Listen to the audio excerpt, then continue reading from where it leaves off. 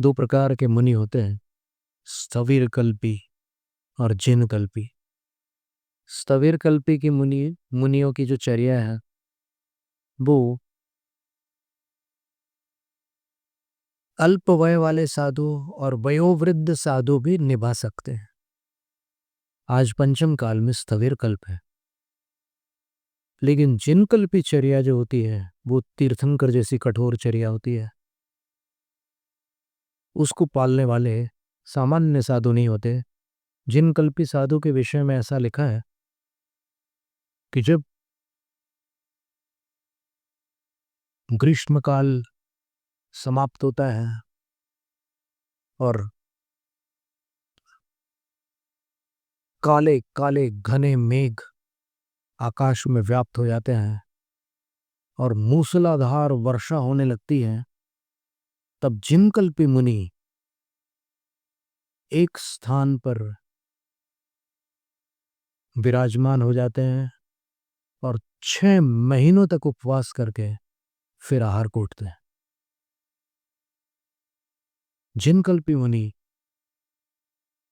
प्रथम संगणन के धारी महातपस्वी होते हैं, महाशक्ति संपन्न होते हैं, बिल्कुल तीर्थंकर जैसी चर्या करने वाले साधु होते हैं।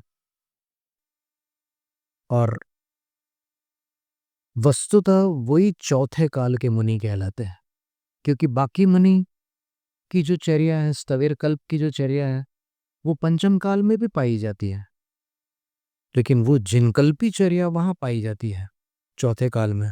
चौथे काल के वो साधु अपनी कल्पना से परे हैं।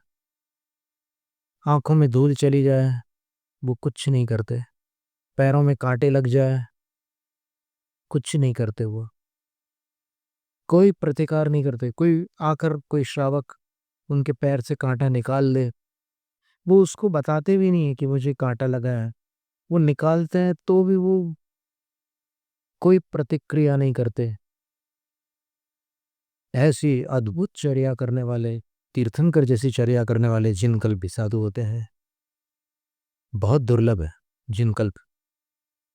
और अभी जो भी साधु की चर्या हो रही है वो मोक्ष के लिए कारणभूत नहीं है, वो जिन कल्पी बनने के लिए, आगामी भाव में जिन कल्प तक पहुंचाने के लिए सहायक है।